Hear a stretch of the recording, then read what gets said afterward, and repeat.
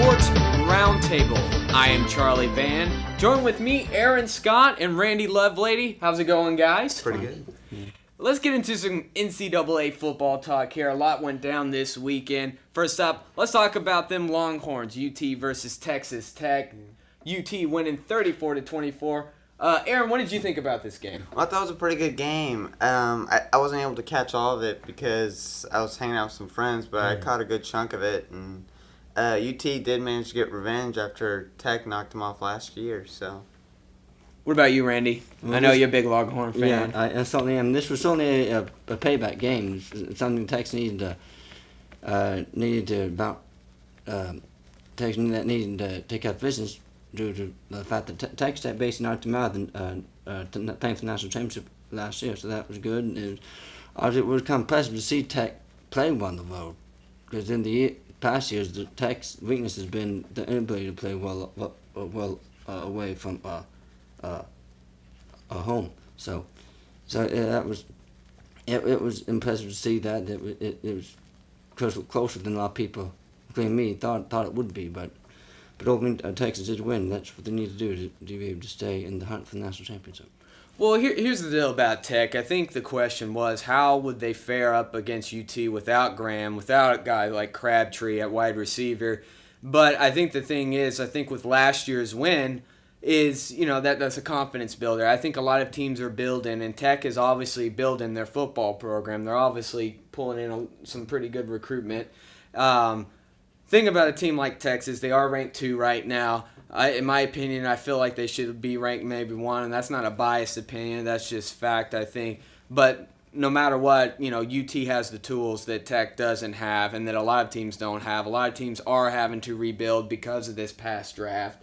And that's just part of college football. But I did like Tech's aggressiveness in this game. It was 34-24, but heck, it could have been a lot worse than what it was. So I think Tech actually kind of came out of this game with a little bit of a moral victory, as the sense they were able to hang on and hang in there. So, all right, well, let's talk about a team that was potentially a contender for this year's NCAA title. I think you know where I'm heading with this. USC losing to Washington 16-13, that last-minute field goal. It's definitely got to leave a bitter taste in the mouth of Pete Carroll and the USC Trojans.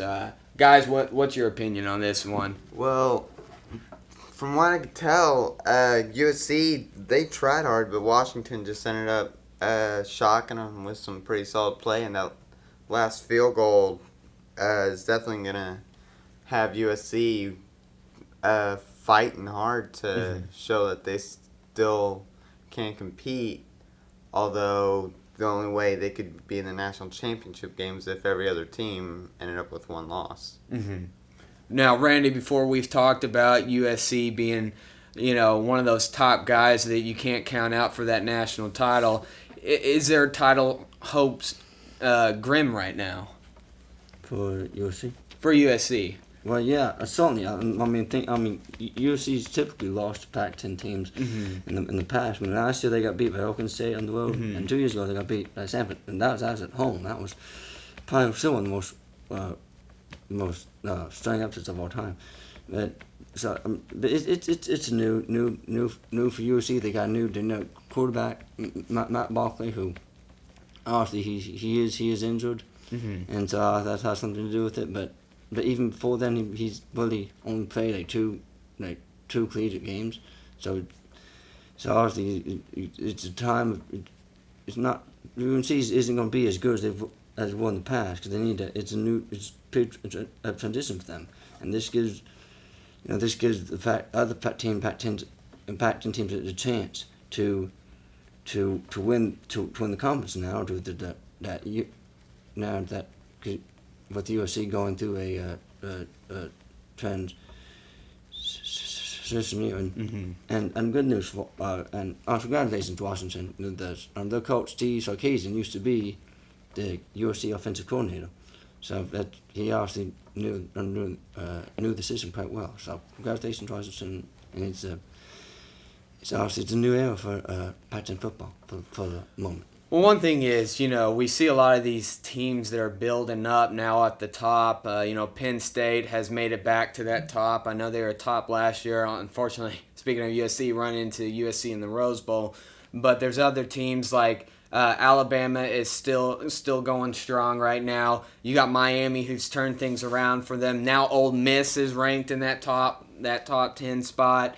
I think maybe we're seeing a little bit of change in the guard here. Now, let's speak of changing the guard. A team that thought they would possibly be a dark horse for the national title was BYU. Well, a team that had other thoughts, Florida State, aka my dad's school, Florida State. I think we were talking about this last week, that would Florida State fare well at all against BYU, and the way they played against Jacksonville State, a Division II school, the answer was no. Well, Florida State came out winning 54-28. I mean, this is what's crazy, guys, about NCAA